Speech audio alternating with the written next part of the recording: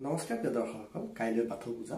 বাথৌ পূজাৰ বিষয়ে আমি এই ভিডিঅ'টোত কেইটামান কথাৰ বিষয়ে জানিব বিচাৰিছোঁ। বাথৌ পূজাৰ মহত্বনো কি, বাথৌ পূজাত কি গছৰ বিশেষত্ব আছে, বাথৌ ধৰ্মাৱলম্বী লোকসকলে কেতিয়া বাথৌ পূজা পালন কৰে, এই ভিডিঅ'টোৰ মাজে আমি জানিবলৈ চেষ্টা কৰিম। আহকচোন ভিডিঅ'টোৰ মাজলৈ যাওঁ।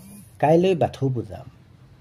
বাথৌ পূজা বা বাথৌ উৎসৱ অসমৰ বড়ো আৰু কছাৰী জনগোষ্ঠীসকলৰ এক ধৰ্মীয় অনুষ্ঠান।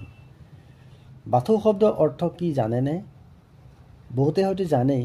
ইয়াৰ অৰ্থ বা মানে পঞ্চ আৰু থৌ মানে তত্ত্ব, অৰ্থাৎ পঞ্চতত্ত্বৰ সমাহাৰ। এইবাৰ আহোঁ বাথৌ পূজা কেতিয়া পালন কৰা হয়। বহুতেই হয়তো নাজানে যে প্ৰত্যেক বছৰৰ মাঘ মাহৰ দ্বিতীয় মংগলবাৰে পৃথিৱীৰ সকলো বাথৌ ধৰ্মাৱলম্বী লোকসকলে বাথৌ পূজা পালন কৰে। বাথৌ পূজাত এজোপা বিশেষ গছৰ গুৰুত্ব আছে। বহুতে হয়তো জানে এই গছজোপানো কি। বাথৌ পূজাত সিজু গছক পূজা কৰা হয়। বড়ো ধৰ্মাৱলম্বী লোকসকলে সিজু গছক বাথৌ দেৱতা হিচাপে গণ্য কৰে।